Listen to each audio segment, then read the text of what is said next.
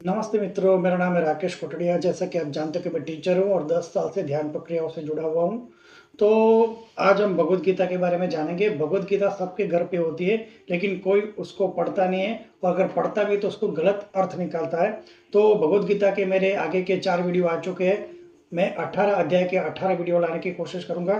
तो आज हमारा 5वां वीडियो है, जो है कर्म योग के बारे में। तो 5वां वीडियो है जो कर्म योग के बारे में, वो 5वां वीडियो है। और आगे के मेरे वीडियो प्लेलिस्ट के अंदर है, तो आप देख लेंगे। अगर मेरे चैनल पे जाएंगे तो प्लेलिस्ट बनी हुई है, उसमें आगे के 4 वीडियो भी मौजूद है। तो हम डायरेक्ट स्टार्ट करते हैं। यहाँ पे 5वें योग के अंदर, भगवद गीता के अंदर कृष्ण भगवान क्या रहस्य बताते हैं, वो हम जानने की कोशिश करेंगे। का जो चौथा अध्याय, उसमें अर्जुन कंफ्यूज हो जाता है, क्योंकि यहाँ पे कृष्ण भगवान चौथे अध्याय में ऐसा बताते हैं कि हमारे जीवन का मुख्य उद्देश्य है, मैं अपने ही आत्मा को शुद्ध और पवित्र करके परमात्मा से जुड़ना सबसे बड़ा योग है, सबसे बड़ा कार्य है। उस कार्य को कभी नहीं भूलना चाहिए। और यहाँ पे फिर कृष्ण भगवान अर्जुन को युद्ध के लिए, लड़ाई के लिए भी खड़ा करने को बात बताते हैं। तो अर्जुन कंफ्यूज हो जाता है कि मुझे युद्ध करना चाहिए या फिर मुझे अपने आत्मा का कल्याण करके संन्यास धारण करना चाहिए। दोनों में से कौन सा रास्ता सही है, ये मुझे कृपया करके बताइए। ऐसे चौथे अध्याय के अंत में बताते हैं। तो कृष्ण भगवान यहाँ 5वें अध्याय में और आगे उनको, अर्जुन को समझाने की कोशिश करते हैं। तो यहाँ पे कृष्ण भगवान को अर्जुन प्रश्न पूछते हैं, संन्यासम करुणा कृष्ण पुनर्योगम च संससी यच्छेद्र एतयोरकम तन्मे ब्रूमि सुनिश्चितम। हे कृष्ण, आपने मुझे कर्म फल का त्याग के बारे में बताया और दूसरी ओर भक्ति पूर्वक कर्म के बारे में बताते हो, तो दोनों में से कौन सा श्रेष्ठ है, मुझे बताइए। कर्म के फल को त्याग करना मेरे लिए श्रेष्ठ है, कि भक्ति पूर्वक मुझे सारे कर्म करना श्रेष्ठ है। तो कर्म के साथ भक्ति करना श्रेष्ठ है, या फिर कर्म के फल को त्याग करके ध्यान करना श्रेष्ठ है, प्लीज मुझे बताइए।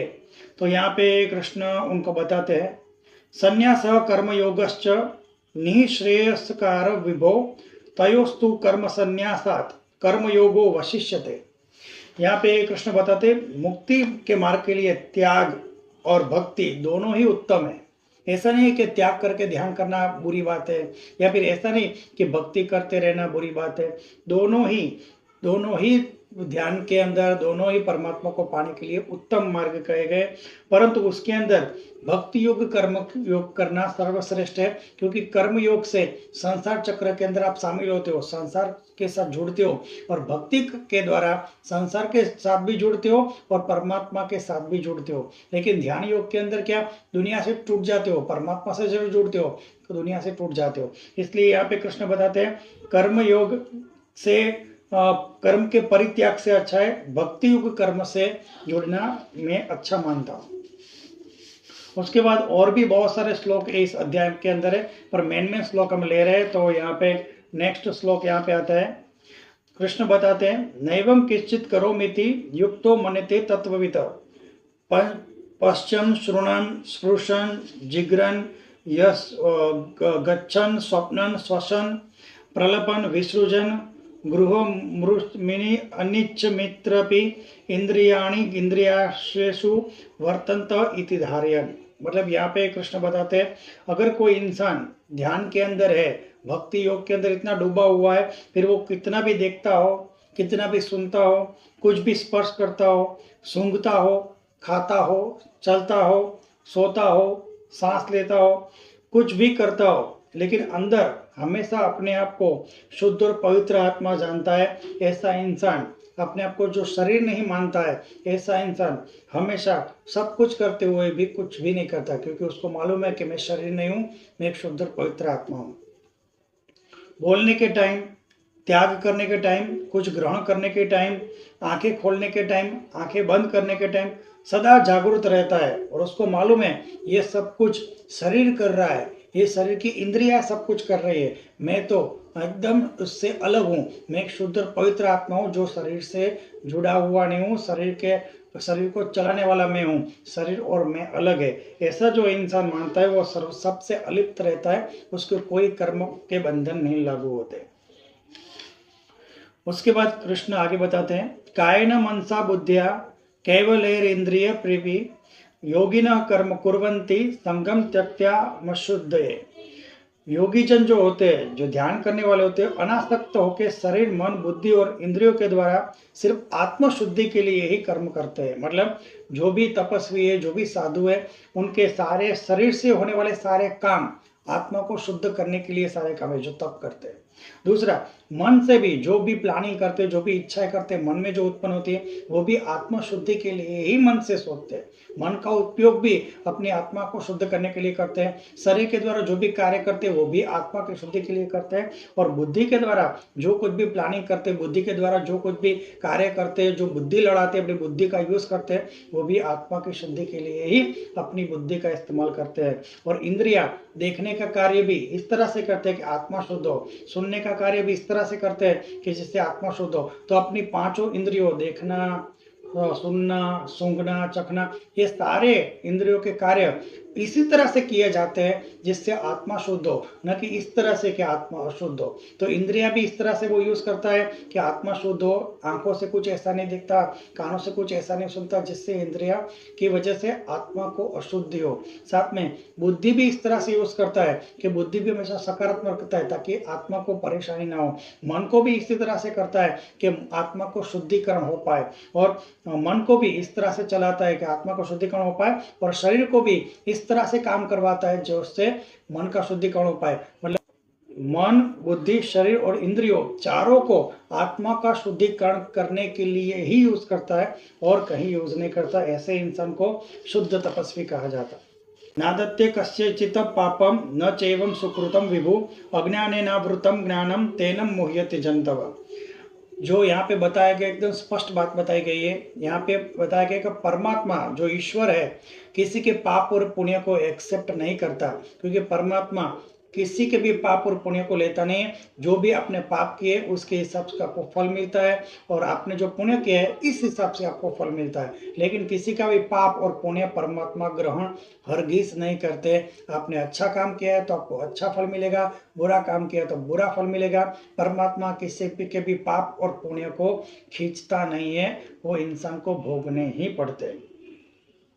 परंतु अज्ञान होने के कारण देहधारी मनुष्य, जो हम मनुष्य है, वो अलग अलग प्रकार के विचार करके परमात्मा ऐसा करते होंगे, परमात्मा वैसा करते होंगे, अपने नियम बनाते हैं। लेकिन यहाँ पे स्पष्ट बताया गया है किसी भी इंसान के पाप और पुण्य परमात्मा कभी ग्रहण नहीं करते हैं। तो ये नई बात इस योग के अंदर जानने मिलती है।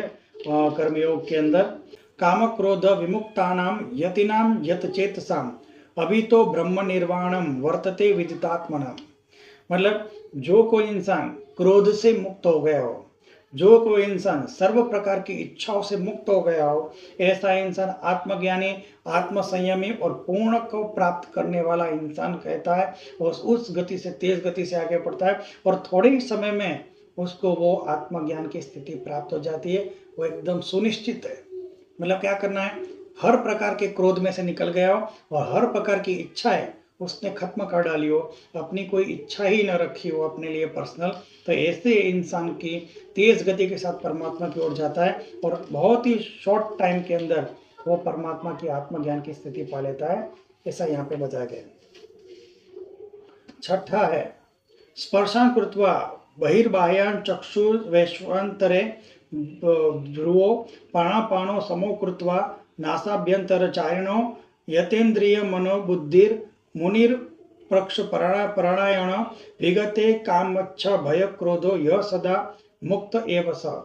तो मतलब ऐसे इंसान को योग के अंदर क्या करना चाहिए, अपनी सारी इंद्रियों को बाहर से निकाल के, अपनी इंद्रियों को, मन बुद्धि की जो इंद्रिया जो काम करती है, देखने का, सुनने का, वो बाहर के चीज़ों को छोड़ के अपनी सारी इंद्रिया, आंखें देखने का काम, सुनने का काम, सारी इंद्रिया अपने मन के अंदर स्थित हो जाए। और दोनों इंद्रियों को, जो आंखें हैं उनको नाक के अग्रभाग पे आंखों को स्थिर करना है।